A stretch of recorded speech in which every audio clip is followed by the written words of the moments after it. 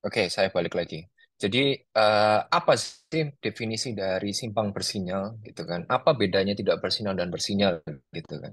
Nggak ada lampu merahnya Pak gitu ya. Nah, ini seringkali yang kita salah sebut gitu ya sebagai traffic engineer atau bahkan ya secara umum ya kita civil engineer ya karena teman-teman kan masih di tahap atau S1 atau D4 gini ya.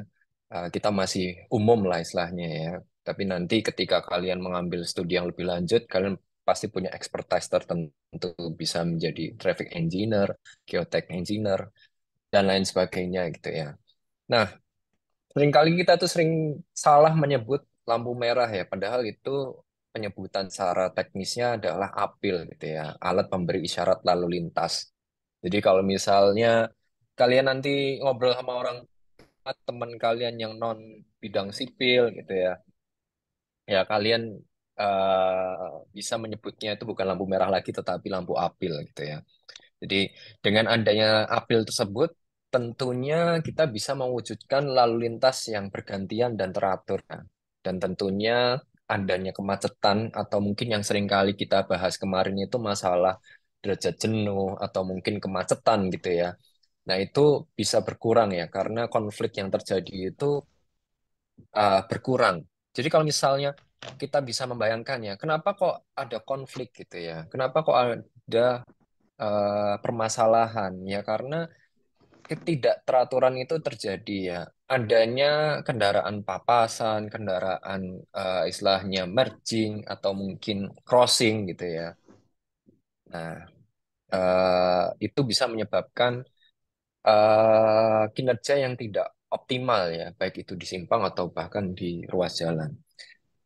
Nah, eh, selain kendaraan yang dimudahkan untuk berjalan adalah selain itu pejalan kaki. Jadi ketika pejalan kaki itu melintas ya kita bisa punya prioritas gitu ya. Dan juga kecelakaan bisa berkurang, konfliknya tadi yang berkurang gitu ya. Nah, tentunya ini dibantu dengan apel tadi. Apel yang secara bergantian, searah jarum jam, dan lain sebagainya gitu ya. Nah,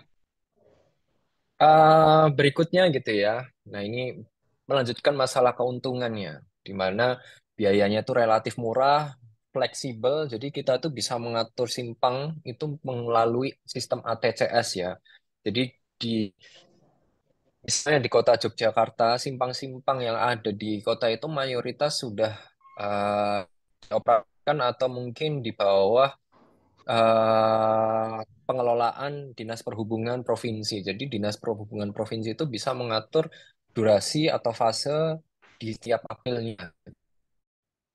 Macet gitu, kita bisa mengaturnya. Jika butuh pengaturan lagi, kita bisa mengaturnya. Jadi memang belum secara otomatis atau belum menggunakan sistem artificial intelligence ya yang saat ini lagi gembor-gembornya simpang AI gitu ya. Ya kalau di Jakarta itu kan sudah mulai gembor simpang AI. Jadi waktu durasi simpang itu sudah otomatis by AI. Jadi teknologi tersebut itu sudah otomatis gitu ya. Kan masih ada. Nah, ketika kita berbicara syarat gitu ya, kapan kita bisa pakai sinyal atau mungkin simpang bersinyal gitu ya. Nah, pertanyaannya adalah yang sering muncul atau mungkin belum penelitian tugas akhir atau skripsi. Nah, biasanya evaluasi sebuah simpang tak bersinyal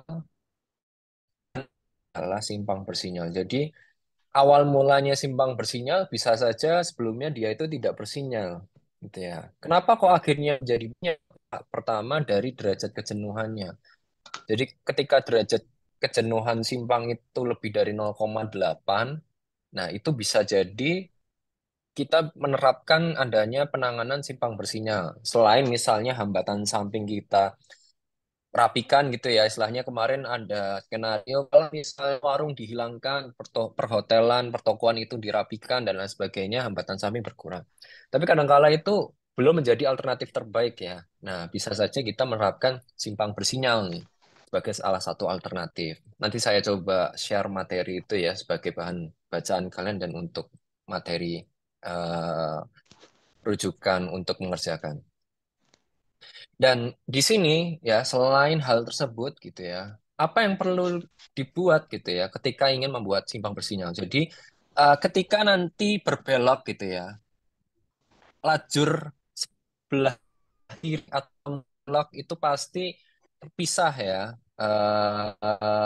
sehingga tidak menyebabkan hambatan. Makanya seringkali di mulut simpang itu ada gambar belok kiri, lurus, dan lain sebagainya. Nah, itu biasanya menjadi syarat sebuah simpang bersinyal ya. Jadi kita bisa tahu posisi kita itu mau di mana. Gitu. Nah, terus pertanyaan yang mungkin sering juga muncul nih, kapan sih harus ada median, Pak? Ya, jalur. Nah, itu ketika lebar jalurnya, maaf, lebar dari lengan simpangnya atau lebar salah satu jalan pada simpang tersebut itu lebih dari 10 meter.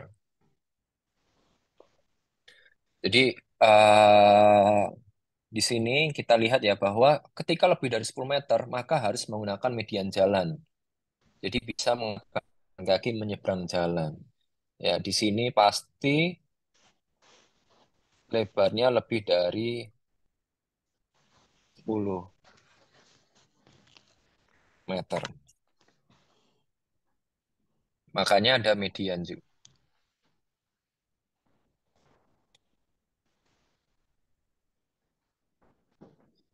Nah, kemudian ketika berbicara, ya, nah ini pun juga bahwa peletakan halte gitu ya, itu harus diletakkan setelah simpang ya.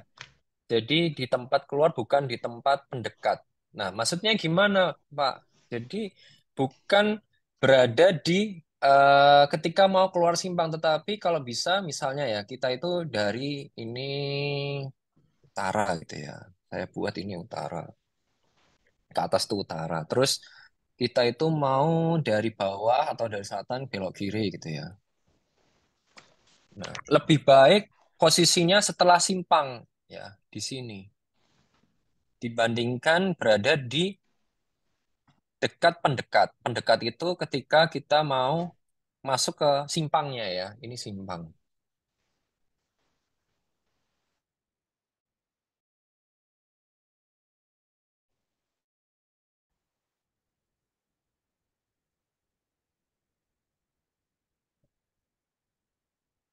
Nah, jadi udah ke simpang itu sebenarnya nggak boleh ya. Kalau bisa halte itu setelah simpang. Marka atau mungkin zebra cross gitu ya. Nah, 4 meter berdasarkan dari misalnya kita punya jarak ya. Jadi, berdasarkan dari tepi perkerasan dari lengan naiknya. Nah, ini kita jarak, kita tarik tegak lurus ke bawah sebagai tempat zebra cross. Nah, ini sebenarnya adalah idealnya ya zebra cross pada simpang bersinyal. Nah, ini adalah berbagai macam jenis simpang. Ah,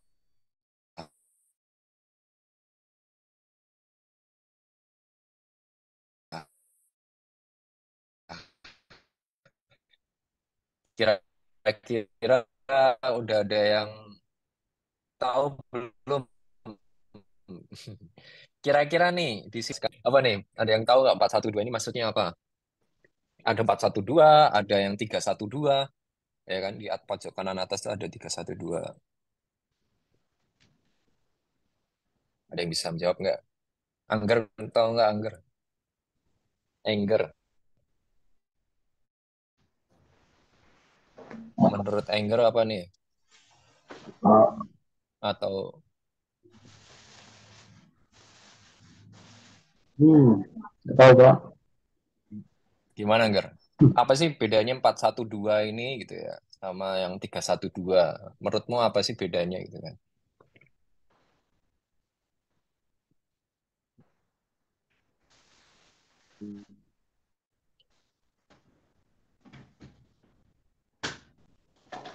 lajurnya,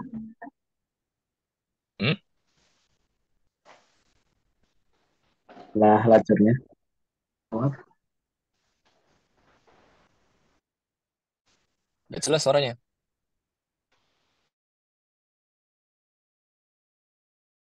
Jumlah lajurnya ya, oke. Selain jumlah lajur. Eh, udah digambar perbedaannya Simpangnya, Oh Pak. iya Pak, empat itu satu dua sama 312. Apa? Simpangnya. kode depan empat seperti kayak perempatan itu kan Pak. Itu Ya. empat Hmm, satu dua itu jalurnya. Itu ada yang satu jalur, kemudian ini ada dua jalur, hmm.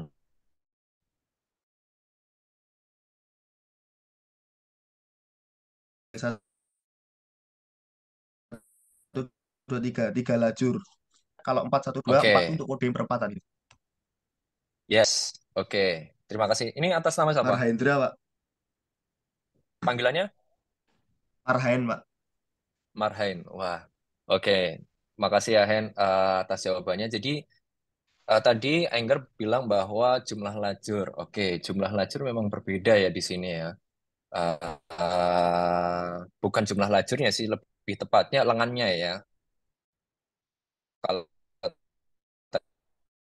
yang 412 itu bentuknya perempatan. Kalau yang ah, tulis dulu ya di sini ya. 412. Nah, dalam setelah lengan ya. Jadi dalam persimpangan itu disatukan dari tiap lengannya. Ada lengan satu, lengan timur gitu ya. Atau lengan utara, ini saya kode dua. Lengan maaf, lengan barat itu satu, lengan utara itu dua, lengan timur itu tiga, dan atau nomor empat ini.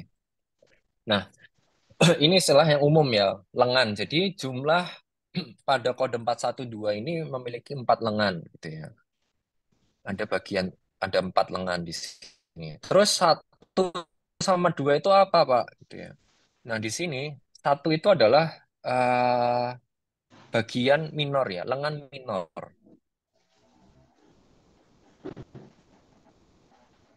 L minor ya, L mi. Saya tulisnya L mi ya. Leng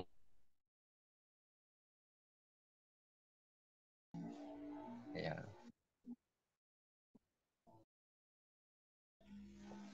Nah, maksudnya gimana? Ya, jadi di dalam sebuah persimpangan pasti dia itu memiliki arus yang dominan gitu ya.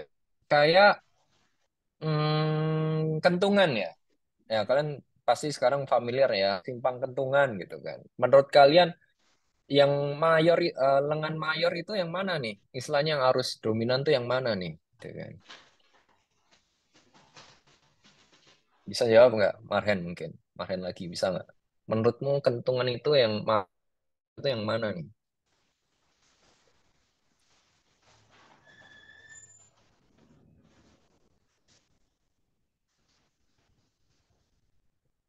Gimana Hen?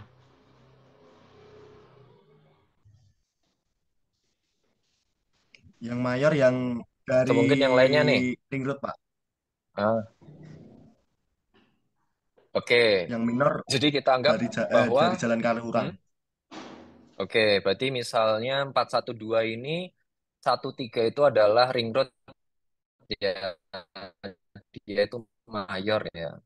Dan yang 2 sama 4 itu adalah minor. Oke, betul Marhen. Jadi kenapa kok bisa seperti itu? Karena lengan mayor itu biasanya memiliki jumlah lajur yang lebih banyak dibandingkan yang minor. Jadi kalau misalnya kalian di sini lihat ada 412, 4 eh, 34 gitu ya. Atau mungkin 445, 423. Nah, jumlah lengan mayor itu memiliki jumlah lajur yang lebih banyak gitu ya. Biasanya identik dengan hal itu. Seperti kentungan, berarti lengan mayornya itu biasanya didominasi oleh ring road dengan jumlah lajur yang lebih banyak, gitu ya. Tetapi bisa saja kodenya itu 422 gitu ya. Tetapi kita lihat dari jumlah arus yang dominan gitu ya. jumlah arus yang paling besar itu adalah dari utara barat gitu ya. Ya bisa aja lengan mayornya itu nggak utara selatan tetapi utara barat. Misalnya nih, 4-4-4. Nah, apa nih maksudnya 4-4-4? Bisa jelaskan ya?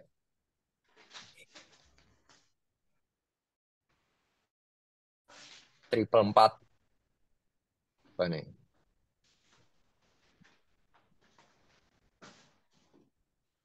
Apa yang dimaksud 4-4-4?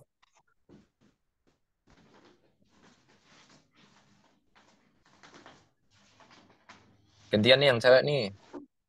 Ini dari tadi cowok-cowok. Nih.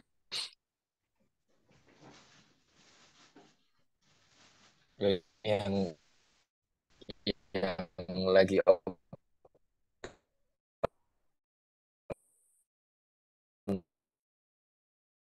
nih, catur Ramadan ini mesti lagi melakukan sesuatu nih.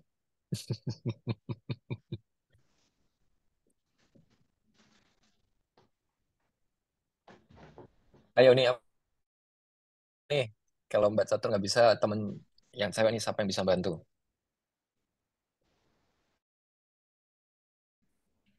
Apa yang maksudnya akhirnya 4-4-4 gitu kan? Nanti masih ada satu lagi nih L. Kok ada kode L gitu ya?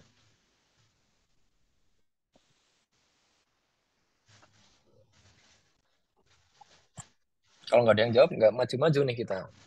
Salah nggak apa-apa loh. Mumpung ini sebagai kelas, kalau suruh belajar sendirian nanti takut salah.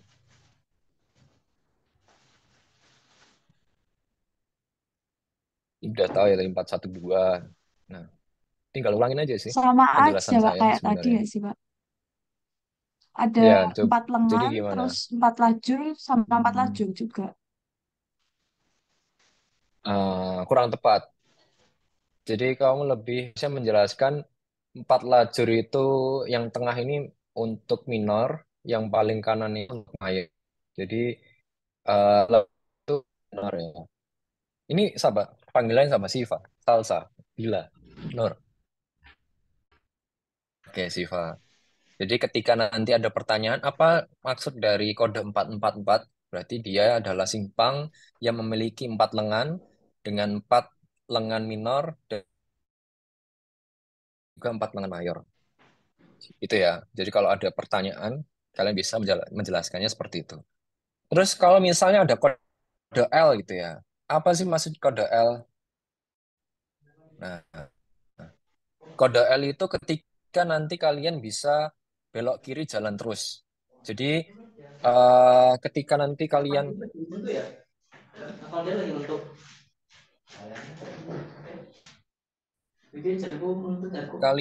ini ya saya zoom ya. Kalian mendapatkan pertanyaan apa maksud kode L di paling belakang ya. Nah, di sini ternyata eh, adanya belok kiri jalan terus ya. Ini disebut kode L. Jadi nanti ketika ada pertanyaan apa 4-4-4 L, maka itu adalah simpang dengan 4 lengan, 4 lengan minor dan 4 lengan mayor di mana adanya belok kiri jalan terus. Itu ya. Jadi 4-4-5 L berarti dia 4 lengan dengan 4 lengan minor, 5 apa istilahnya lajurnya ya, bukan lengannya ya, tapi 5 lajur di bagian eh, mayor. Maaf, saya koreksi ya. Ya. Jadi yang lengan itu kode paling depan. Ya, jadi sudah ada detailnya.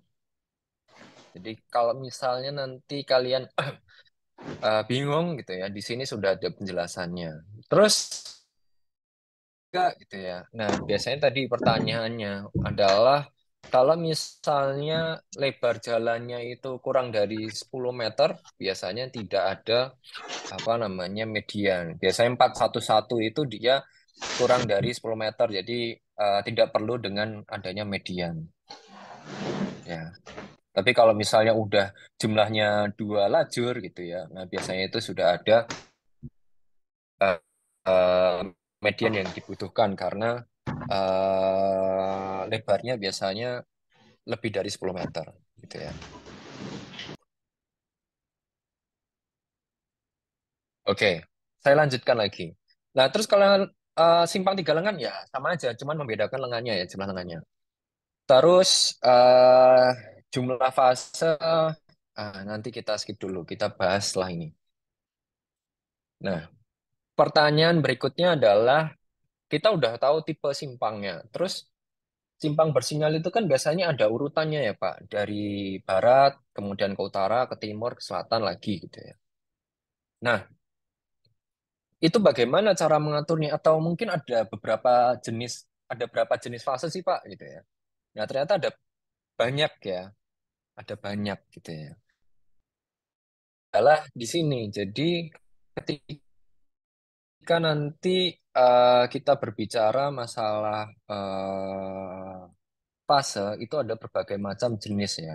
Ini ada fase untuk lengan jumlah lengannya 4 ya dengan 2 fase ya. Jadi kalau ada kode 42 berarti dia bisa dikatakan untuk fase pada 4 lengan Nah, ya. parah gini gue tapi. Nah, saya mau dulu nih. Oke, saya ulangi lagi ya. Jadi ketika ada kode 42 atau mungkin 43 gitu ya. Berarti 4 itu adalah jumlah lengannya, tetapi kalau itu adalah jumlah fasenya.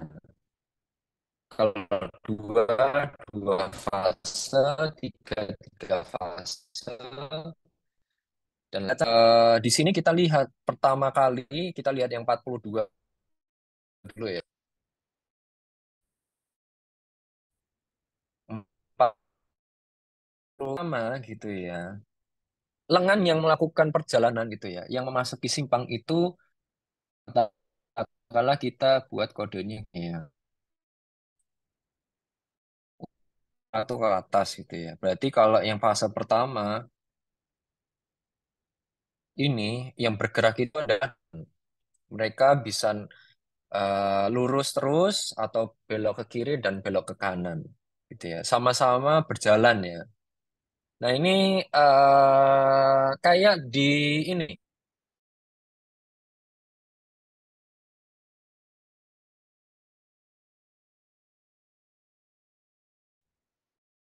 simpang Selokan Mataram yang bagian yang dalam satu fase itu ada 2 pergerakan.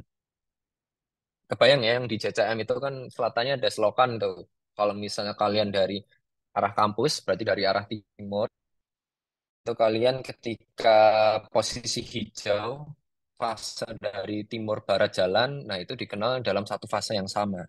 Nah, itu adalah kita sebut sebagai fase 1. Nah, berikutnya ketika itu udah masuk merah, maka kita akan merasakan ada kan dari lengan lainnya nih yang bersamaan juga. Ya, kalau dari sini contohnya berarti dari lengan timur dan barat itu sama-sama berjalan. Jadi kalau misalnya garis yang nyambung ini adalah gerakan kendaraan, tetapi kalau gerakan pejalan kaki itu yang garis putus. Nah, terus kalau misalnya kita lihat yang 43A gitu ya. Nah, 43 ini apa, Pak?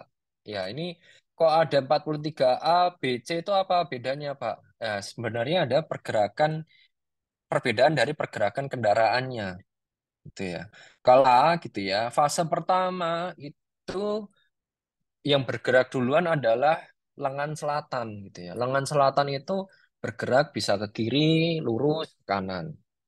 Tetapi nanti fase kedua Nah, fase kedua itu ternyata ada pergerakan lagi nih ditambah dari utara gitu ya. Jadi dari eh Yo, mau nambahin nanti maaf ke ini. Saya ulangi lagi ya. lagi. eh saya ulangi lagi. Jadi ketika kita lihat 43A gitu ya, yang kedua berarti dia ini mengalami ya pergerakan dari utara dan selatan secara bersama-sama. Di mana fase satu itu yang bergerak itu bagian selatan, kemudian setelah masuk fase 2 bagian utara itu bisa jalan, di mana selatan itu tetap jalan juga. Ya. Kemudian setelah mau masuk fase 3 mereka berhenti, kemudian dilanjutkan pergerakan dari barat dan timur. Itu. Begitu juga yang lainnya ya. Jadi kalian bisa lihat dari sini gitu ya. Maksud dari pergerakan panah-panah ini. Nah, mungkin ada pertanyaan nih, kayak 44C gitu Pak, itu gimana maksudnya? Jadi pada fase pertama yang bisa bergerak itu dari selatan tetapi hanya belok ke kanan. Dan bagian utara yang berbelok ke kanan atau belok ke arah barat dan ke timur dari lengan, lengan utara dan selatan. Gitu ya. Jadi dia tidak ada crossing gitu ya. Nangkep ya? Aman, paham?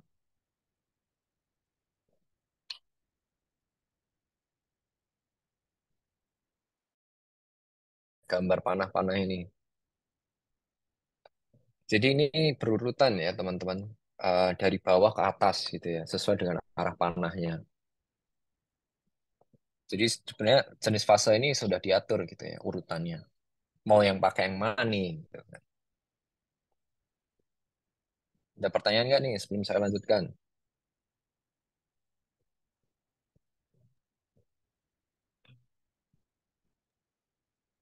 Pak, Aman? Gal untuk bilang aman. urutan itu masuknya Gimana, Gar? gimana, Pak? Nah, kamu bisa lihat dari bawah ke atas, Gar. Jadi urutan pertama, kamu kebayang ya kalau simpang itu, saya ulangi ya, katakanlah kita buat simpang yang simpel ya, 4 lengan gitu ya. Biasanya fase satu itu kan dari, misalnya dari selatan nih, bisa ke sini, bisa ke atas, bisa ke kanan. Bener ya? Biasanya kan kita merasakan itu ya. Nah, terus itu selesai gitu ya. Terus udah berhenti nih, dapat lampu merah gitu ya. Searah jarum jam kan biasanya dari arah barat bisa jalan.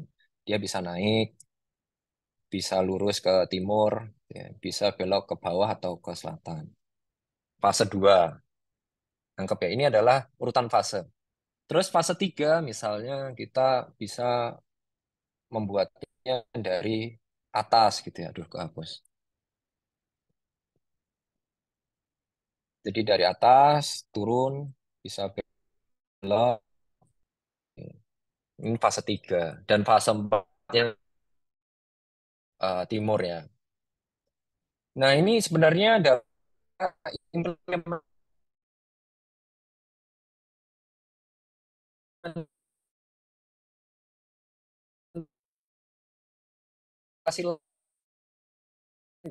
dari udah di panah-panah ini, enggak?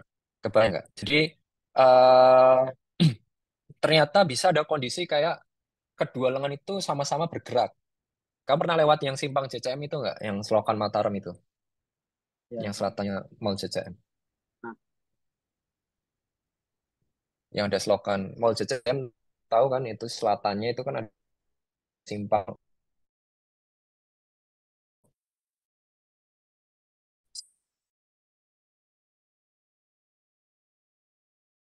sinyal bersih itu kita anggap fase satu. Terus fase 2 ya ketika nanti arah lainnya sama-sama bergerak, misalnya utara selatan gitu. Ya, sama bergerak itu berarti kita hitung ada fase kedua. Jadi fase sebagai pengaturan pergerakan dari setiap lengannya untuk masuk ke simpang.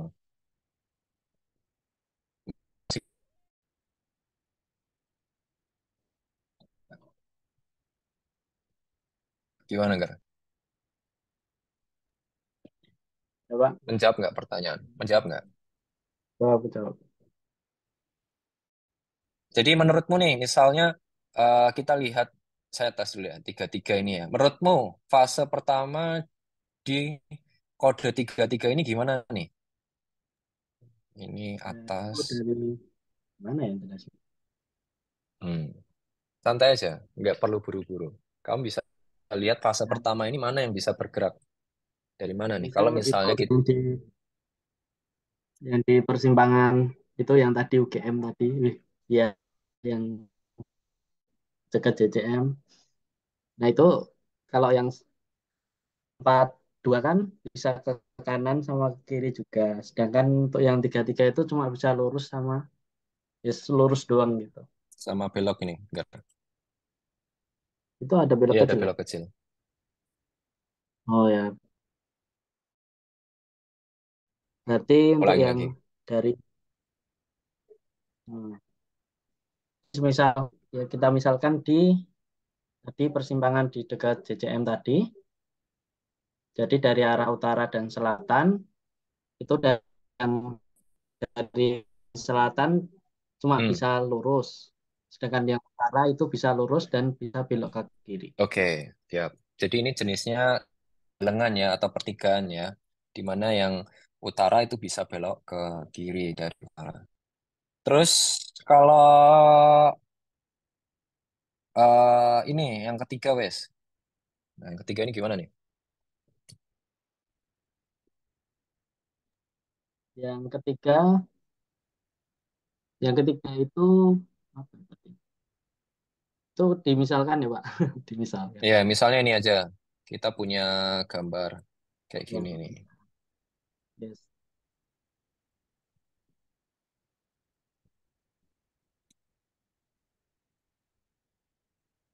Nah ini gimana nih? Kalau misalnya gambarnya kayak gini, Ya, itu dari arah mana ya itu? Kanan tuh berarti apa? Timur barat. ya ini misalnya lihat dari arah mata angin ini wes,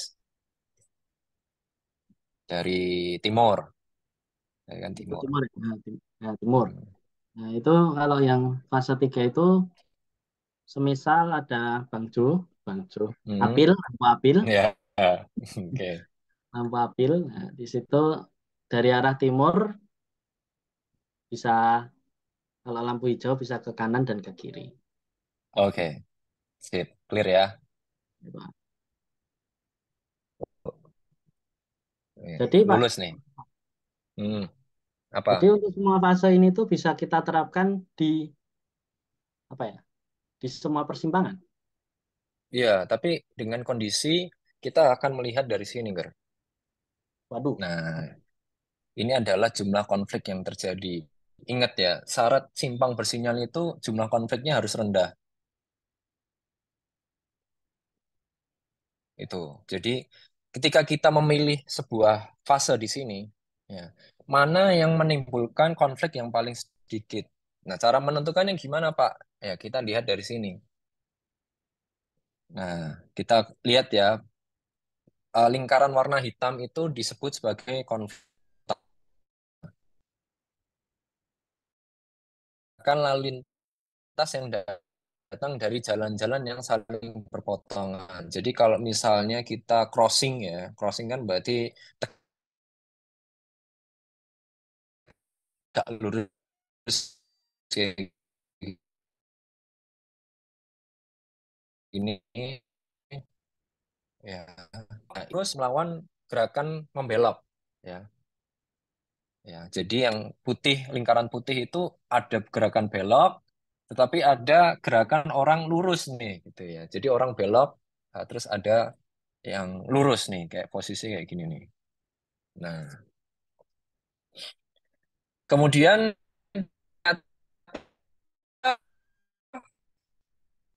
nah, ini menyeberang. Nah, kira-kira mana nih yang paling minimal konflik yang terjadi gitu kan. Nah, biasanya konflik itu terjadi ketika makin banyak terjadi ketika arus yang lewat itu banyak. Kalau sepi, kemungkinan atau mungkin volume yang lewat itu sepi, biasanya konflik itu rendah Nah, jadi nanti yang perlu kita cek di lapangan adalah nilai dari eh, istilahnya derajat kejenuhan itu bisa melihat bahwa itu tuh macet atau enggak atau sangat parah enggak pergerakannya. Jadi fase misalnya kita pertama tuh dua fase gitu kan. Oh ternyata sangat parah nih derajat jenuhnya. Berarti ada kemungkinan memang banyak konflik gitu kan. Karena sudah macet itu kan biasanya ada deadlocking ya atau mungkin kondisi ngunci gitu kan. Orang satu sisi udah nggak bisa bergerak. Nah, kita coba tambahkan fasenya, berubah lagi fasenya. DS-nya berubah nggak? Atau mungkin tundaan yang terjadi berkurang nggak? Jadi ini salah satu faktor utamanya ya. Kita akan melihat konfliknya, gitu ya. Sebenarnya kalau misalnya kota yang baru atau mungkin kamu kalau nggak salah Klaten ya enggak? Magelang ya? Mana sih? Asli Ya, mana? Bantul, Enggak. Bantul. Lali aku kayak. Oh, Bantul, astagfirullah. Ya, nah, Bantul mungkin daerah-daerah selatan lagi. Kamu mana Bantulnya? Banten. Mana? Aduh, enggak, Pak. Lali Saya aku. di Banguntapan, di Banguntapan. Oh, Banguntapan masih dekat-dekat kota ya. Ya, Oke, betul. mungkin kalau Banguntapan udah rame ya. Nah, ada mungkin simpang-simpang di daerah pesisir, maksudnya ke Parangtritis itu ya sepi gitu kan. Salah satu lengannya ya bisa saja akhirnya cuma dua fase. Ya, nggak masalah karena mungkin emang arusnya sepi gitu. Tapi kalau misal di perkotaan dua fase itu sudah sangat jenuh nantinya atau mungkin kinerjanya sudah tidak akan bisa menghasilkan kelancaran lalu lintas yang baik. Makanya banyak yang searah jarum jam dan tiap lengannya itu bergerak sendiri-sendiri gitu ya. Nah, secara ideal gitu ya, eh ketika melihat sebuah simpang awal gitu ya, kita akan melihat kondisi ukuran kota ya, ukuran kota. Kemudian nanti bisa dilihat rasio belok kanan, rasio belok kiri ya, dari dari eh, keseluruhan jumlah volume lalu lintasnya. Nah, R mami itu maksudnya rasio mayor dan minor ya. Kira-kira rasio mayor minor itu gimana? Sama atau enggak gitu kan. Kalau lebih banyak mayor, nah kira-kira cocoknya yang mana nih kode simpangnya. Jadi ini adalah persyaratan aja ya. Rasio mami atau rasio mayor minor dan rasio belok kanan dibanding belok kiri. Berdasarkan total kendaraan yang lewat. Kan kita tahu tuh belok kiri dan lain sebagainya terhadap yang belok gitu kan. Kan bisa kita ketahui itu. Jadi belok kanan dibandingkan total volume atau total pergerakan semuanya. Ya, misalnya belok kanannya 100, totalnya itu 2000 gitu ya. Nah, itu berapa? Jadi perbandingannya itu berapa nih antara belok kanan sama belok kiri. Oke, ini sesuai dengan standar ya kalau misalnya panduan yang paling ekonomis. Jadi kalau misalnya kita tahu total volumenya 2000 gitu ya. Ya bisa saja kita pakai kode simpangnya 411 kalau itu 4 lengan dan lain sebagainya. Jadi ini akan awal di mana mendesain simpang yang ekonomis. Ketika memang belum ada gitu, kita bisa mendesain awalnya seperti ini. Nah, tahapannya gimana, Pak? Seperti seperti pada kinerja ruas jalan ya, baik itu perkotaan, luar kota, kita pasti ada input data, geometrik jalannya gimana, lingkungannya gimana, hambatan sampingnya, data volumenya, terus kita survei juga fase sinyal lalu lintas, ada waktu antar hijau, waktu hilang atau disebut sebagai lost time gitu ya. Waktu hilang, ini LTI. Waktu antar hijau itu disebut juga sebagai intergreen. Ini istilah-istilahnya. Jadi kalian harus paham ya. Waktu antar hijau itu apa, Pak? Intergreen, penyebutan lainnya.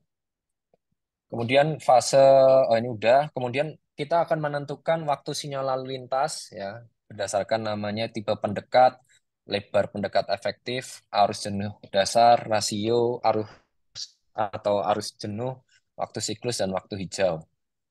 Kemudian perhitungan nanti perhitungan panjang antrian, tundaan, dan jumlah kendaraan yang terhenti. Jadi tahapannya lebih banyak dibanding yang sebelum kalian pelajari di ruas jalan ya. Ini lebih banyak yang akan kita cari. Jadi kita pelan-pelan aja. Oh, saya baru lihat Oh, nggak ada. Kemudian maaf, tadi saya kira ada komen, ternyata nggak ada. Pertama langkahnya adalah menghitung geometrik jalannya ya. Jadi kita akan survei di lapangan, mengukur geometrik jalan, lebarnya berapa, istilahnya kondisi simpangnya seperti apa. Nah, tadi ada bahasa pendekat itu apa maksudnya Pak? Pendekat itu adalah seperti ini nih. Kalau misalnya kalian menghitung geometrik jalan, mengukur di lapangan, pendekat itu adalah lebar dari lajur yang mau belok dari atas mau ke kiri atau ke kanan ya ini atau ke timur lah. Saya buatnya utara, selatan, timur, barat. Ya biar enak nih lihatnya. Nah, pendekat itu adalah lebar dari utara ke timur dan utara ke barat ya sesuai dengan panah ini. Tetapi ketika nanti ada sebuah pulau jalan atau median gitu yang memisahkan, nah ini disebut sebagai subpendekat lebarnya. Lebar bagian ini itu adalah subpendekat. Ya. Kalau misalnya dipisahkan itu namanya subpendekat ya. Bagian bawah. Ketika terdapat gerakan belok kanan atau belok kiri, mendapat sinyal hijau pada fase berlainan dengan lalu lintas yang lurus. Jadi ini pasti memiliki fase yang berbeda.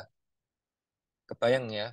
Jadi kalau misalnya nanti ada fase di mana belok ke barat dari utara ini eh, terpisah fasenya dibandingkan yang lainnya. Kan kalau umumnya sekali gerak bisa dari lurus atau mungkin dari utara. Nah, kalau ini ada satu fase misalnya dia ini bisa bergerak sendiri nih. Gitu ya. Belok kanan sendiri. Makanya dibuat sependekat. Kebayang? Kenapa kok ada ada pemisah seperti ini? Jadi untuk memisahkan fase ya intinya berlainan. Jadi nggak bersamaan. Makanya ada subpendekat dipisahkan dengan median.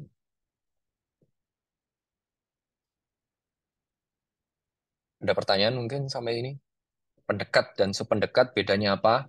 Jadi saya ulangi lagi, pendekat itu pasti sebenarnya total keseluruhan dari lebar dari lengan ya, salah satu lengan yang masuk ke simpang. Tetapi ketika nanti ada pemisah atau median gitu ya, seperti ini, itu berarti ada satu pendekat dan ditambahkan satu sub pendekat ya, seperti yang gambar di depan. Nah, berikutnya dalam masing-masing pendekat atau subpendekat, nah ini kita mengenal namanya adalah lebar efektif ya. Dengan pertimbangan denah dari bagian masuk dan keluar suatu simpang dan distribusi dari gerakan membelok. Kita akan lihat di slide berikutnya nanti. Nah, selain geometrik jalan, kita udah ngukur tadi lebar-lebarnya gitu ya, berdasarkan kondisi pendekat dan subpendekat. Kita akan tahu nih, tipe lingkungan. Apa sih tipe lingkungan ini, Pak? Nah, ini berkaitan dengan hambatan samping ya. Kita mengenal istilah KOM gitu ya, atau RES dan RA. KOM itu adalah komersial, RES itu adalah residen atau pemukiman, dan RA itu adalah akses terbatas di mana jalan masuk langsung tidak ada atau bahkan terbatas seperti karena penghalang atau jalan samping. Jadi nanti kita lihat kondisi-kondisi ini di lapangan ya. Nah, ketika berbicara hambatan samping, kalau itu kan baru lihat kondisinya ya. Kondisi di sana itu banyak komersial, residen, atau akses terbatas. Ya nanti akan ada hambatan samping itu tinggi, rendah gitu ya. Ya, di mana definisinya bisa kalian baca di depan ini ya. Tinggi itu pasti arus besar, di mana terganggu oleh aktivitas di samping jalan. Baik itu karena angkutan umum, pejalan kaki, keluar masuk halaman. Ya, jadi kan banyak tuh kadang rumah yang berdekatan dengan simpang gitu ya, atau mungkin masuk ke perumahan dekat simpang. Nah, itu adalah keluar dan masuk halaman di samping jalan kayak itu akses terbatas. Oh, termasuk hambatan samping ya teman-teman ya.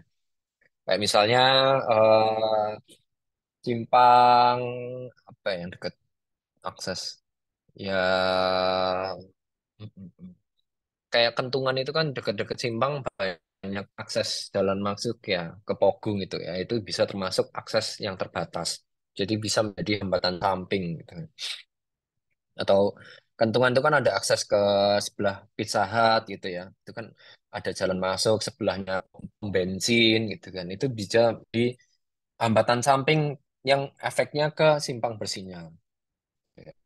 Hambatan samping tersebut itu sangat sedikit. Itu ya. Oke, saya lanjut lagi. Setelah tahu geometrik, setelah tahu lingkungannya seperti apa, terus hambatan sampingnya seperti apa, kemudian kita cari data lalu lintasnya, survei, traffic counting gitu ya. Oh, kita lengan yang kita survei itu ada 4. Nah, berapa nih jumlah surveyornya? Berarti lebih dari 4 ya, karena kita akan survei di tiap lengannya. Tiap lengan biasanya itu minimal paling sedikit itu 2, di mana tiap orang itu dibagi tugasnya. Ada yang mengukur jumlah mobil, ada yang mengukur sepeda motor, kendaraan tidak bermotor, kendaraan berat. Nah, nanti ada bis, ada bis besar, bis kecil. Jadi nggak mungkin kalau sendirian, pasti lebih dari 2, minimal 2 lah. Nah, makanya survei simpang itu paling minimal ya 8 orang, bisa bahkan lebih. Dan kita akan survei setiap pergerakannya. Misalnya simpang 4, gitu ya, semua pergerakan itu akan terekam dari utara, ya utara, selatan, barat, timur gitu ya. Nah, kita akan survei yang belok ke kiri, belok lurus atau ke kanan itu berapa dari selatan. Begitu juga yang lainnya. Nah, berikutnya kalau misalnya di sini ada bahasa terlindung dan tertawan, lah baru lagi nih. Jadi harus kalian catat ya. Ada istilah nanti namanya opposite dan protected.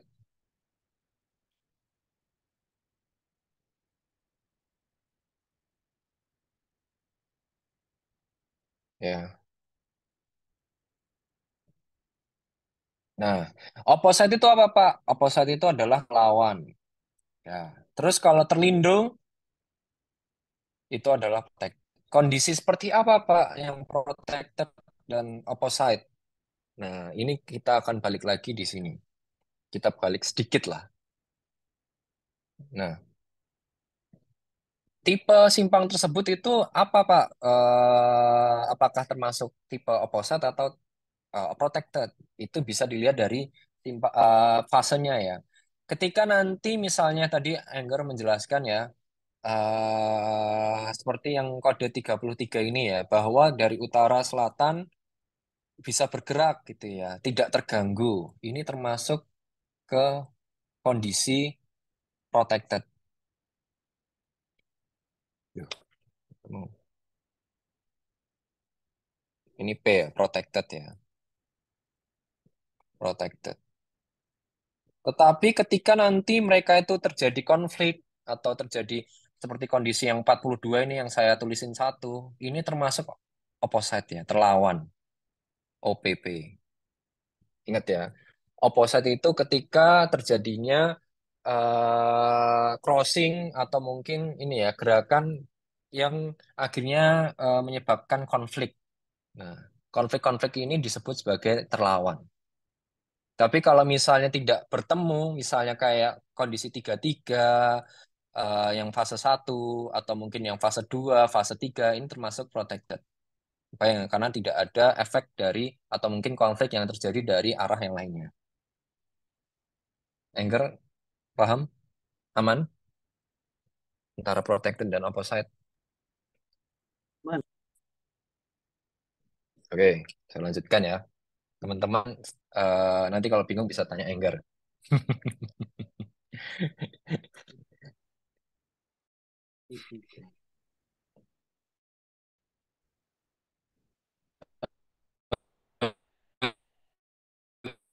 Oke, pelindung kita gunakan nilai ini ya untuk mengkonversi menjadi satuan mobil penumpang. Jadi kita tahu, oh ada 100 motorcycle,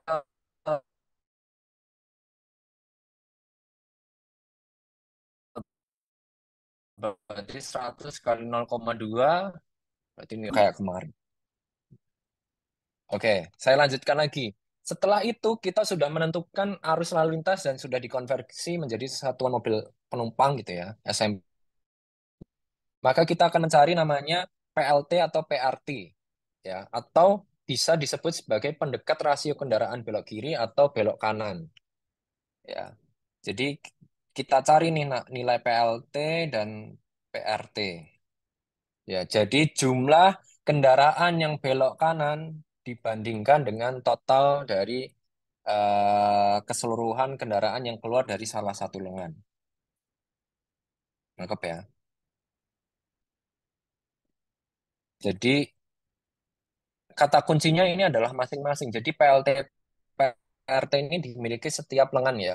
Ketika ada 4 lengan berarti ada nilai 4 PLT dan ada 4 nilai PRT. Ada 4 nilai rasio kendaraan belok kiri dan 4 nilai rasio kendaraan belok kanan.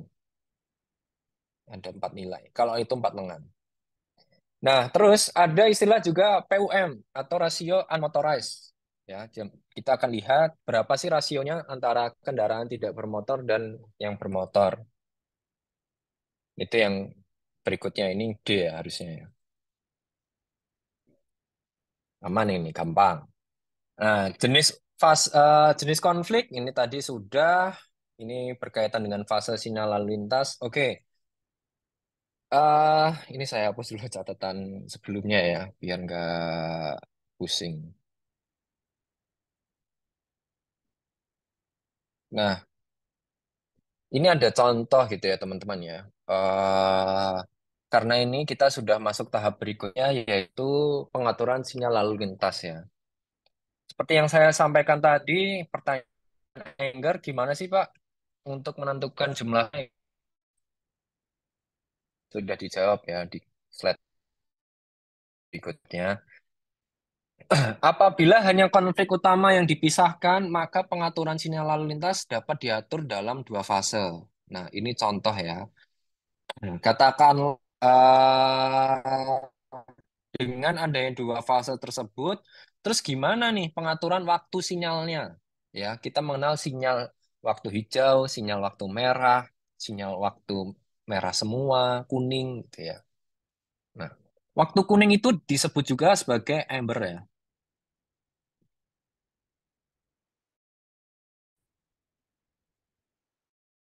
Itu amber. Ada kondisi kedua fase itu merah semua. Nah, ini disebut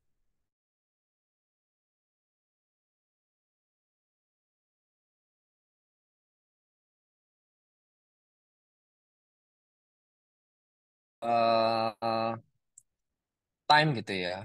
Waktu sinyal berarti dia berkaitan dengan besar waktu sinyal merah semua, all red. Itu. Kalau green apa waktu hijau ya green, kalau merah biasa ya merah, red gitu ya. Nah, ini yang mungkin masih asing ya buat kalian, waktu kuning dan merah semua. Nah, pertanyaannya adalah eh, saya hapus lagi.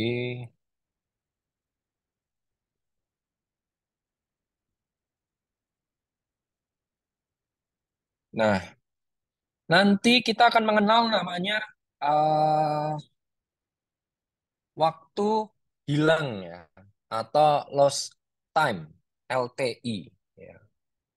LTI di mana kita harus mencari tahu nih LTI itu gimana. LTI itu adalah sigma dari intergreen. Nah, intergreen itu kita peroleh dari eh, total kuning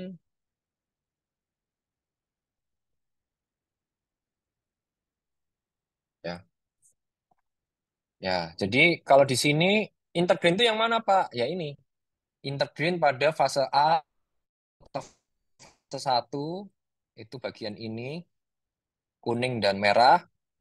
Dan yang kedua itu ada di sini. Ya, intergreen pada fase B.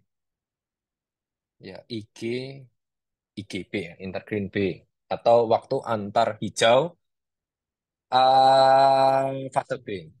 Ingat ya, berarti LTI itu adalah sama aja di sini sama dengan LTI ditambah IGA atau intergreen pada fase A ditambah IGB. Nangkap ya? Nah, pertanyaannya adalah biasanya waktu kuning itu berapa detik sih, Pak? Gitu ya.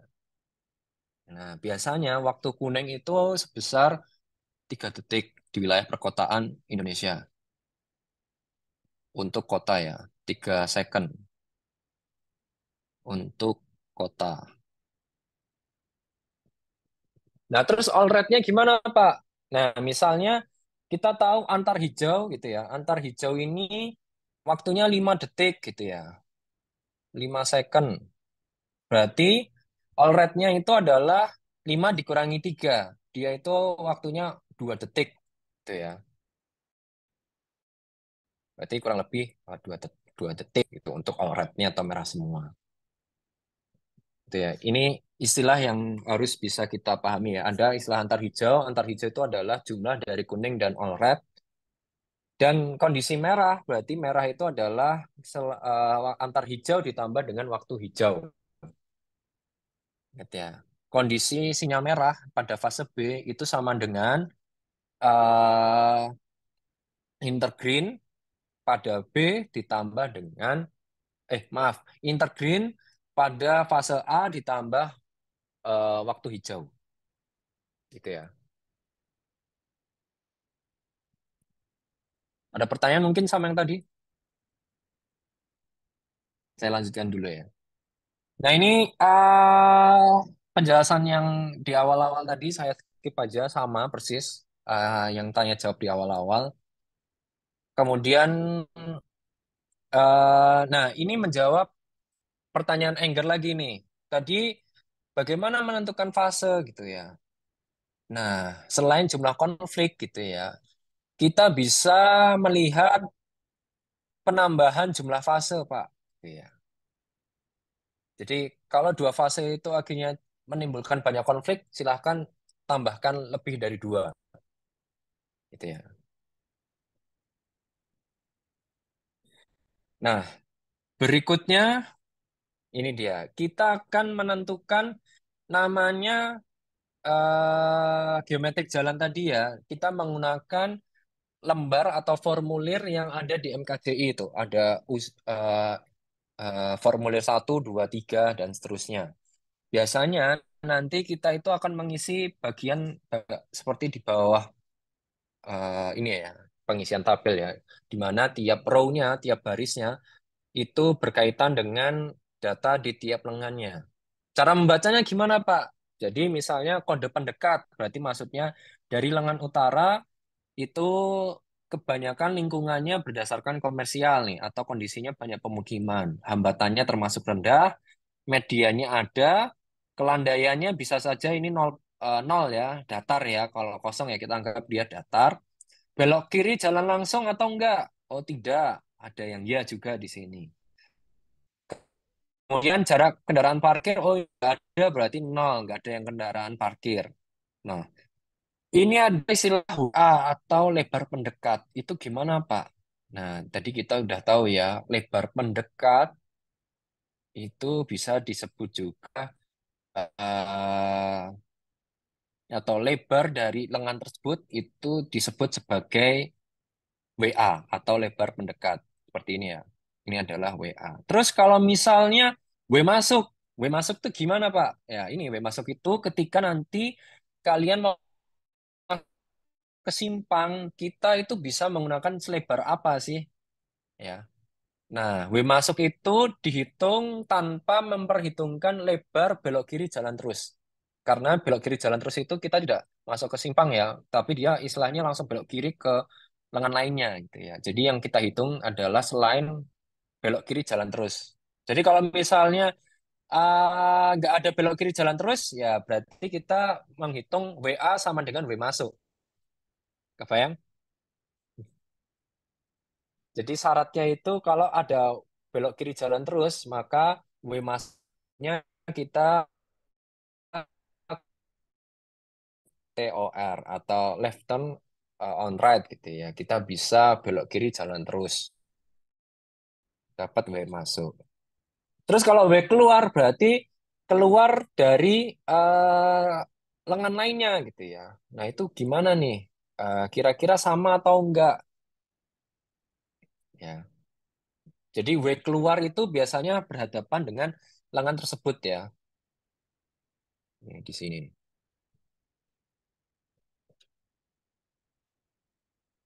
Ya, jadi ini gampang ya. W masuk, WA. Jadi ini bisa saya gambarkan ya. WA itu adalah total ketika mau cari W masuk, ketika ada WLTOR atau belok kiri jalan terus, maka WA dikurangi WLTOR, dapat W masuk. Terus apalagi Pak yang biasanya dihitung di formulir ini? Fasenya ya, fasenya ada berapa?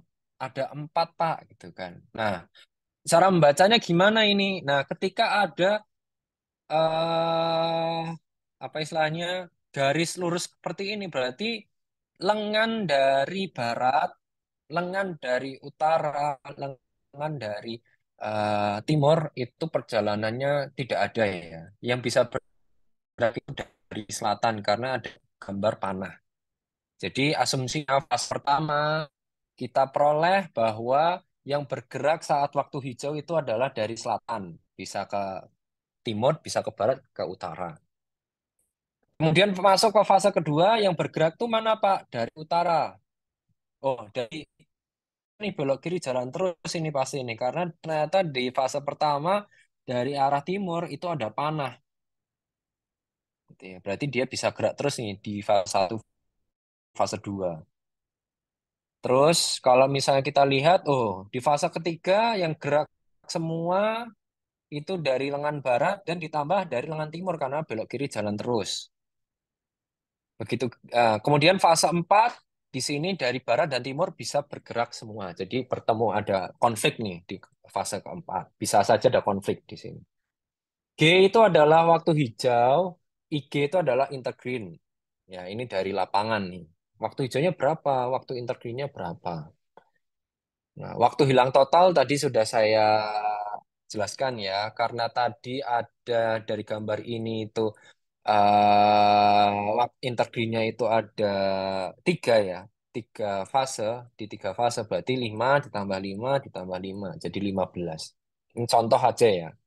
Jadi waktu siklusnya gimana Pak? Jadi waktu siklus itu kita peroleh dari total waktu hijau dan intergreen ya. Jadi dari gambar ini kita waktu siklus adalah antar hijau ditambah waktu hijau, antar hijau intergreen ditambah waktu hijau A ditambah juga dari fase B. Total itu ya itu namanya siklus. Dari awal sampai akhir itu siklusnya berapa, butuh waktu berapa lama. Ada pertanyaan? Pusing ya? Gampang tuh.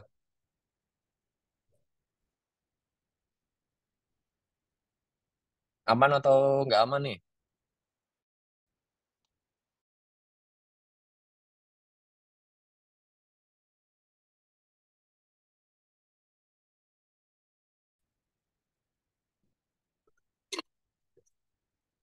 Halo?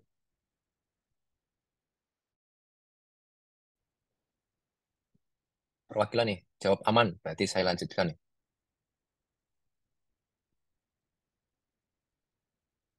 Aman?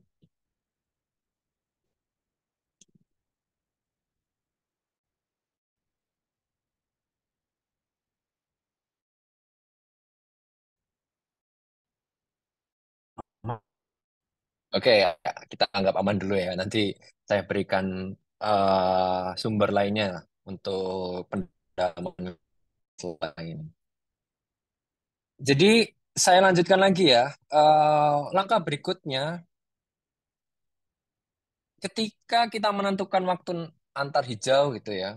Nah, sebenarnya sudah ada di standar. Bahwasannya dari tabel pojok kanan bawah itu gitu ya. Ketika lebar jalan kalian di rentang 10 sampai 14 meter, rata-rata waktu nilai antar hijaunya itu 5 detik per fase. Jadi per gambar kotak-kotak fase tadi biasanya antar hijaunya 5 detik. Tapi kalau lebih dari 15 meter biasanya lebih dari 6 detik. Ingat ya, eh, antar hijau itu adalah waktu kuning ditambah waktu merah semua. Waktu kuning di perkotaan biasanya itu 3 detik. Biasanya dengan waktu 3 detik itu, kalau misalnya lebar jalan kalian di bawah 9 meter atau 10, di bawah 10 meter, berarti di sini kita baca bahwa 3 detik waktu kuning, 1 detik waktu merah semua. Sedangkan kalau yang 5 detik, berarti 3 detik waktu kuning, sisanya 2 detik itu waktu merah semua. Itu. Kemudian, nah, tadi udah tahu WA masuk, W keluar gitu ya. Nah, bagaimana cara menentukan namanya lebar efektif, Pak?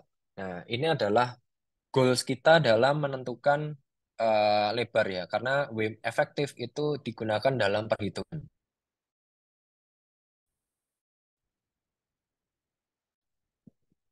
Nah, WE ya,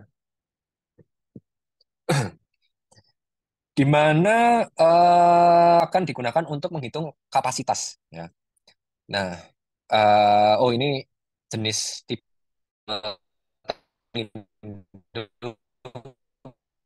atau tipe terlawan ya. Maksudnya gimana nih kalau misalnya belum nangkep apa yang saya jelaskan.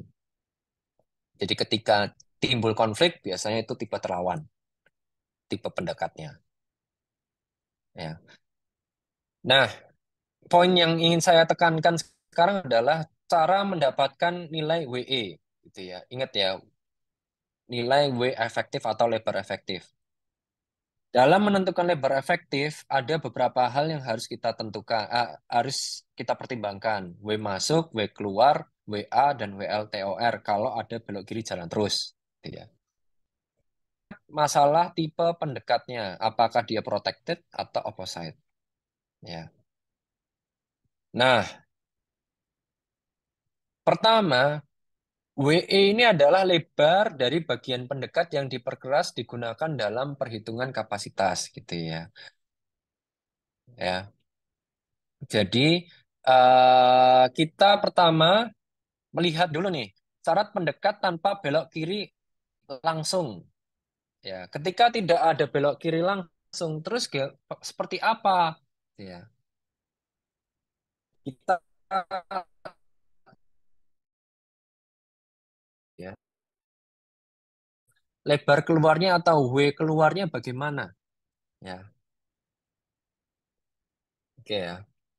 Ketika nanti gitu ya, ketika nanti W keluar itu eh istilahnya lebih kecil dari WE dan WE itu lebih kecil dari 1 minus rasio dari belok kanan dan dikurangi jalan terus gitu ya. Maka WE sama dengan W keluar.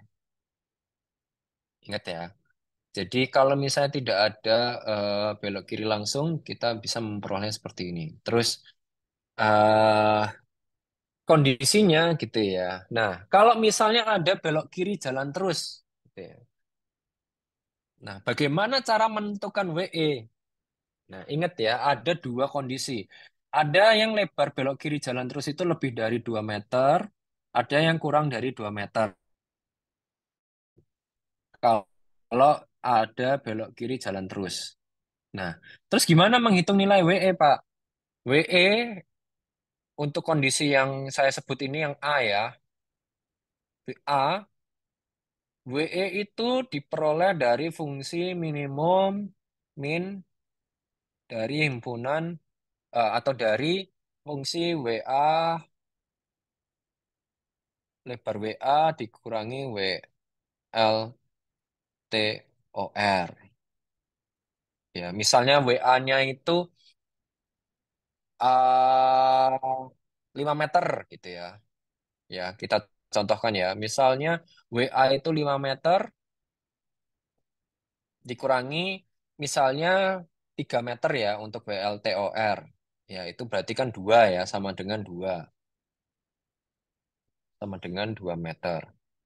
Nah, terus W masuknya berapa? W masuknya berarti kan 8 ya. Nah, kita pilih yang paling kecil.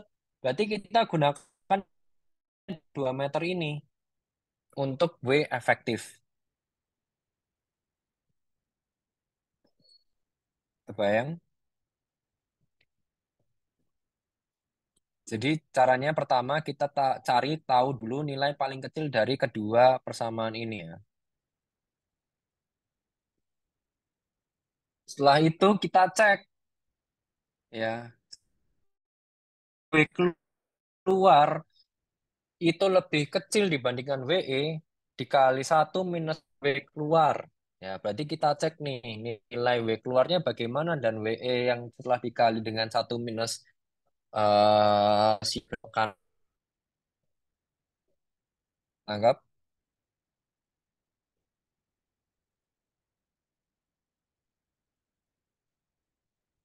Anggar gimana Anggar? Gimana Anggar? Jadi perwakilan dari kelasmu nih.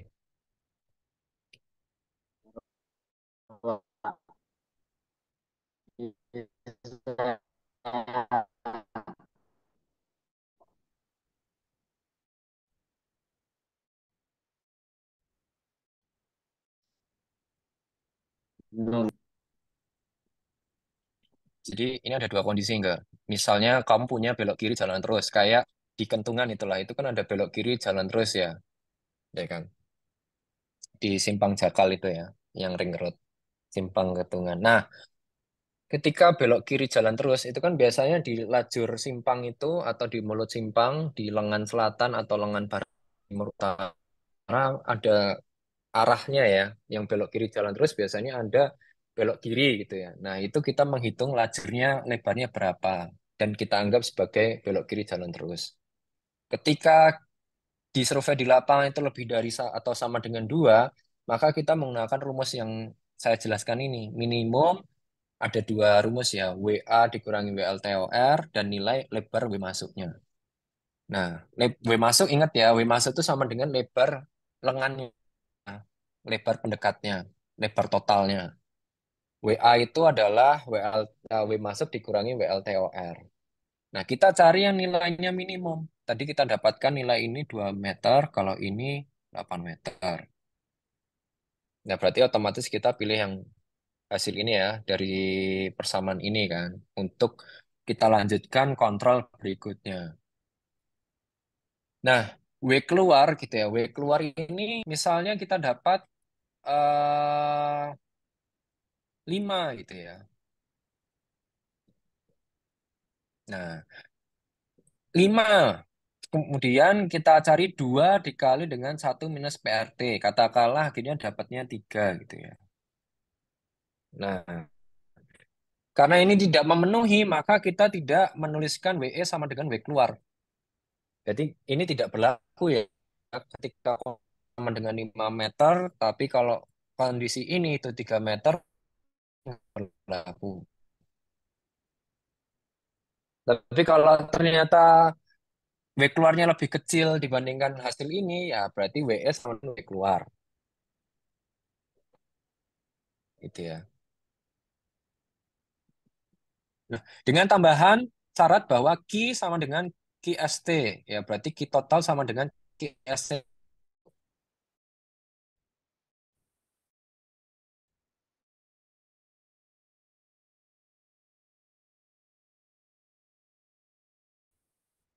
Eh,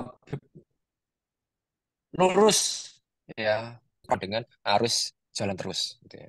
Begitu juga nanti kalau misalnya kurang dari 2 meter WLTOR-nya, kita mencari dari 3 fungsi. fungsi 1, 2, 3. Dibandingkan yang paling kecil hasilnya yang mana nih? WA saja atau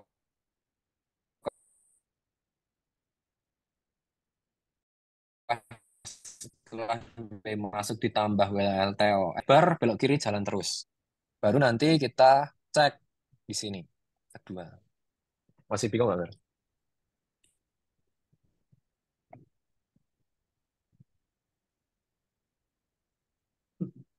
Ya, ini tadi sedikit apa ya? Ya tetap tetap masih Apa? ada yang ganjil Pak. Masih bingung lah. Ini loh PRT. Hmm. PRT itu yang mana Pak? Lupa ada yang. Oke, nggak apa-apa. Kita pelan-pelan ya. Ketika nanti kamu ditanyain temen PRT itu mana? PRT itu adalah rasio belok kanan. Enggak. PRT, PRT, PLT itu adalah rasio ya. Kalau yang PRT berarti rasio belok kanan, B kanan, BK ya. Belok kanan. Kalau yang PLT itu adalah rasio belok kiri. Nah, caranya gimana ya? Kamu punya arus yang belok kanan kan?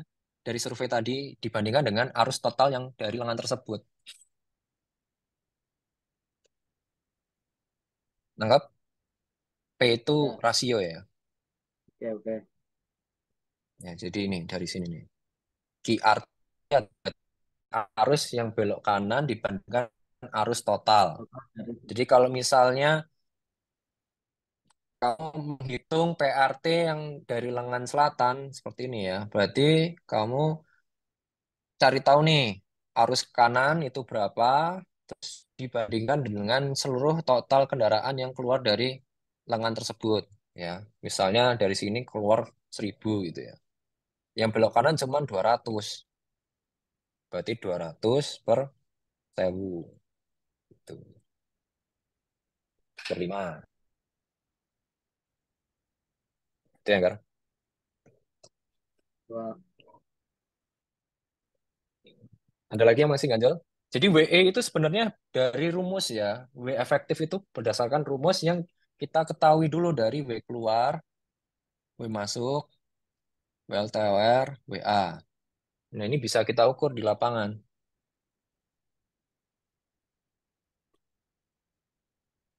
Ya, ini ada penjelasannya nih. Lebar dari bagian pendekat yang diperkeras yang digunakan oleh lalu lintas buangan setelah melewati persimpangan jalan. Jadi, anggapannya lebar keluar itu adalah setelah misalnya angger ini dari selatan ke utara. Kayak gini ya. Saya gambarkan lagi. Ini WA. Nah, keluarnya di sini karena kamu dari sini mau ke sana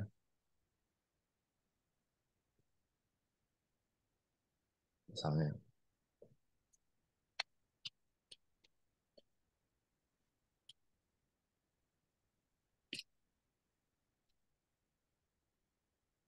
Lanjut ya. Nah, kita udah tahu nilai WE, berarti kita bisa mulai mencari variabel-variabel yang dibutuhkan ya. Nah, di mana di sini kita mengenal namanya S ya, S0 atau disebut sebagai arus jenuh dasar. Kalau kemarin kan ada channel ya, kapasitas dasar ya. Nah, kalau di sini kita mengenal namanya arus jenuh dasar. S0 sama dengan 600 dikali WE. Ini untuk tipe dekat P ya, protected ya. Tapi kalau misalnya pada lengan tersebut, pendekat tersebut terjadinya terlawan atau konflik, ya kita akan menggunakan pendekat, bukan pendepat ya, ini pendekat tipe opposite, di mana kita peroleh dari slide berikutnya. Jadi selain dari rumus ini, kita bisa menggunakan grafik atas. Lever efektifnya berapa, misalnya 7 gitu ya. Berarti nanti sekitar 4 ribuan kalau dari grafik. Nah, ini adalah tadi ya, ini urutannya nggak salah, tapi nggak apa-apa. Ini penjelasan dari waktu hijau, waktu merah, dan waktu kuning tadi. Jadi sudah saya sampaikan sebelumnya. Nah, ini adalah bagaimana menentukan nilai S0 ya, atau arus jenuh dasar. Ketika tipe pendekatnya adalah opposite. Jadi, grafik-grafik ini berbedanya, yang membedakan apa, Pak? Lebar WE-nya. Yang gambar satu ini untuk yang kedua ini 5 meter, yang ketiga ini 6 meter, yang keempat itu 4 meter, dan lain sebagainya. Jadi tergantung nilai WE-nya, terus kita gunakan grafik ini untuk kita plot.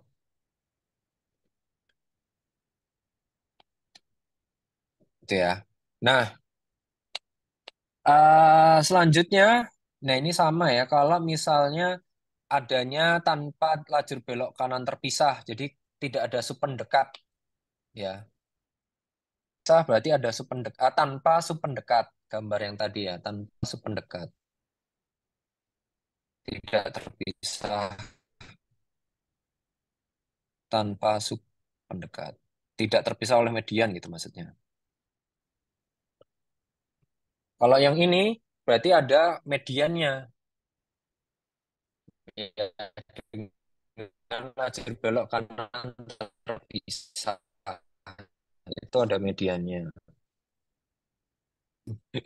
Nah, terus itu adalah cara mendapatkan S0, teman-teman. Nah, bagaimana yang lain-lainnya gitu kan? Ada S0, kemudian kalau yang kinerja jalan itu kan ada F, CS, FF, gitu, F, ya kan, dan lain sebagainya. Nah, itu sama kayak di sini ya. Berdasarkan ukuran kota. Nah, nilai FCS-nya berapa? Hambatan samping, dia termasuk pendekat apa? Gitu ya. Nah, perlu diingat ya, Angger dan teman-teman, nilai arus jenuh dasar itu nggak cuma ada satu ya. Ketika nanti kalian itu menentukan kinerja dari simpang 4 gitu ya, atau mungkin dengan 4 lengan, maka dia itu akan memiliki nilai 4 arus jenuh dasar ya. S utara, SU, ST, SB, dan SS. Jadi setiap lengan punya nilai arus jenuh yang berbeda-beda. Ingat ya, dia ini kita cari masing-masing lengannya. Jadi anggapan kita sampai detik ini kita baru mencari misalnya salah satu lengan nilainya ya. Gitu ya. Bisa saja di lengan satu, di lengan barat, di lengan timur, lengan selatan, hambatan sampingnya berbeda-beda, maka nilai arus jenuh dasarnya pun juga beda. Atau mungkin arus jenuhnya nanti beda. Gitu ya. Nah, berikutnya ada namanya faktor penyesuaian jenuh dasar atau apa ya istilahnya? Saya agak lupa nih. Pokoknya penjelasannya adalah faktor penyesuaian arus jenuh dasar. Nah, biasanya idealnya itu dalam kondisi datar nol ya, atau elevasinya sama dengan nol. Jadi kalau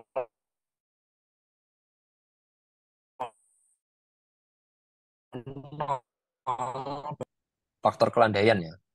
Ini faktor kelandaian, maaf. Terkait faktor kelandaian. Jadi kita kan tadi arus jenuh dasar ya, S0 ya. Salah satunya kita mencari faktor penyesuaian kelandaian. Maaf, saya koreksi lagi. Kemudian berikutnya kita cari faktor penyesuaian parkir atau FP. Nah, FP kita masukkan ke rumus ini gitu ya. Nah, berikutnya ini yang perlu saya jelaskan terakhir nih. LP gitu ya. LP itu apa-apa?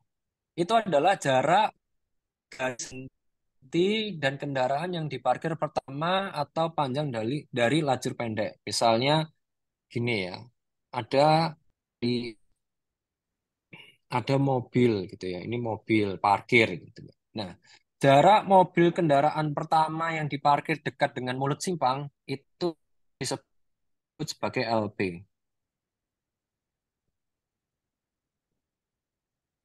Ini LP. LP dari sisi selatan ya. Kemudian WA tadi udah tahu, G itu adalah waktu hijau. Nilai normalnya 26 detik gitu ya. Ya, yang perlu kalian hitung adalah nilai LP-nya jarak ya, yang biasanya ada di simpang itu ya, ada garis lurus putih. Nah, itu disebut sebagai garis senti. Nah, ini LP-nya tuh dari situ kita hitung menuju ke kendaraan yang diparkir pertama, itu LP. Maka kita peroleh FP. Nah, waktu selain menggunakan persamaan, kita bisa plot di grafik ya. Kalau misalnya jaraknya atau lebar masuknya itu 5 meter, maka sekitar 0,75 gitu misalnya. Berikutnya, yang kelima adalah faktor penyesuaian arus jenuh atau berkaitan faktor penyesuaian belok kanan nih. FRT dan FLT. Wah, ini nih. Ingat ya, ada faktor penyesuaian akibat belok kanan tanpa median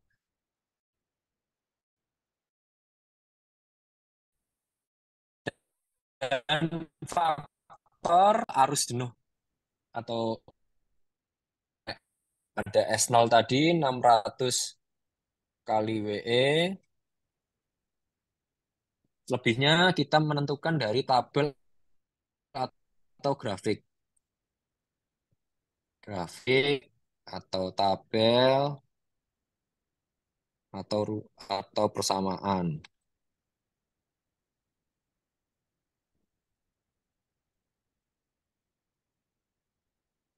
600 W kecuali nanti tipe kalian itu opposite berarti dari grafik. Nah, balik lagi di atas ya. FRT itu apa Pak? Faktor penyesuaian belok kanan tanpa median jalan dua arah. Nah, kita dapatkan ya PRT itu pertanyaan Engger tadi udah kita jawab. Pertanyaannya kalau ada median gitu ya. Kalau ada median itu gimana nilainya Pak? Maka kalau ada median nilainya adalah 1. Begitu juga kalau misalnya ada LTOR gitu ya, maka nilainya 1. Itu ya. Kalau tanpa LTOR harus dicari dengan rumus ini. Kalau nggak ada median pada FRT harus dicari dengan eh, eh, eh, ini di atas. Maka kita dapatkan nilai kalau ada 4 lengan berarti ada S1, SU, tadi ya SB, SS, ST. Ada 4. Nah, mungkin sampai itu dulu ya. Nanti kita lanjutkan yang berikutnya. Ternyata memang kurang ya membahas satu materi. Biasanya ini saya dapatnya 7 pertemuan. Kalau dipotong juga pusing ya ternyata. Jadi mungkin kita agendakan satu pertemuan lagi ya untuk membahas ini. Jadi untuk setelah ini saya berikan PR supaya kalian bisa lebih paham lagi mencari khususnya untuk nilai arus jenuh. Dan nanti mungkin saya tambahkan cara pertanyaan di slide-slide berikutnya ya. Jadi kalau misalnya kalian masih bingung, kita bahas di pertemuan berikutnya. Karena ini belum waktunya udah habis dan belum bisa dilanjutkan lagi ya. Ini ada contoh sih, cuman kalian harus cermat ya bagaimana menghitung derajat kejenuhannya. Atau mungkin nanti kita lihat arus jenuh ya. Ini arus jenuh. Baru ini tok yang kita peroleh malam ini. Masih ada ini ditambah nanti ada tundaan dan lain sebagainya dan panjang antrian. Masih ada PR ini ditambah antrian, tambah tundaan. Ini target berikutnya. Oke ya, saya harap kalian bisa belajar mandiri untuk mempelajari setidaknya di sini dan saya kasih PR. Silakan kalau ada pertanyaan ya. Seenggaknya kalian nangkep dulu jenis-jenis simpang dan sebagainya. Setelah itu bisa lanjut terus, gas. Silahkan Enggar dan teman-teman kalau ada pertanyaan.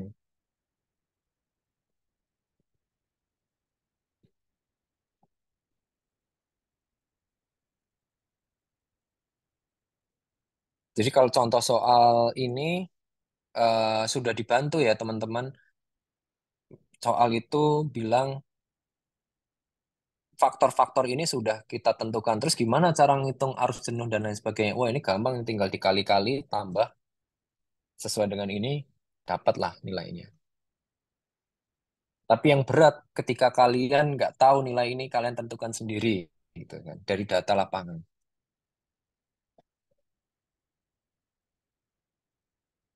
Ini sambil saya share ya, eh, di kolom chat silahkan di-download contoh-contoh atau penelitian atau mungkin perhitungan yang berkaitan dengan kinerja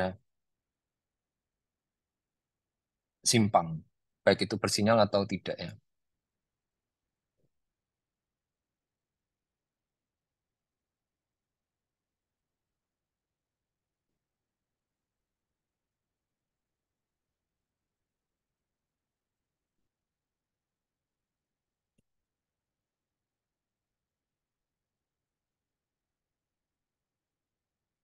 Silakan ada pertanyaan nggak nih?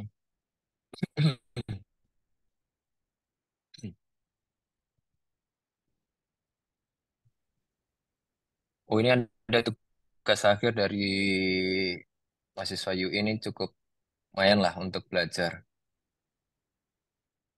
Ini saya kirim di kolom.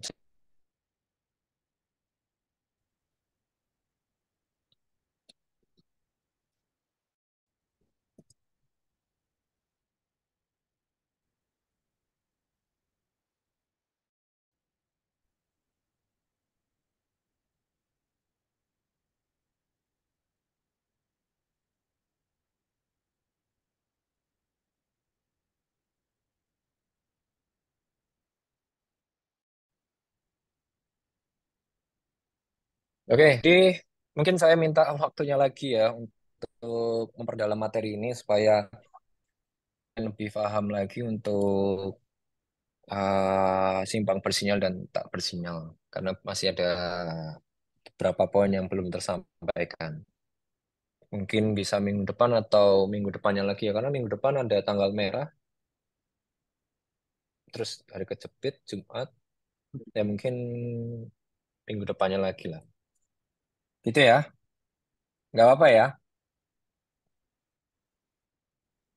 Satu pertemuan lagi.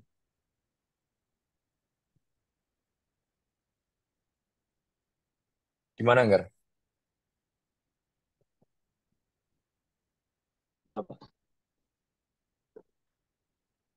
Oke, ini paling besok pagi saya assign tugas di e-learning si master untuk seminggu dikerjakan dan bisa kalian lihat contoh-contoh dari PDF di atas atau mungkin PDF di kolom komentar.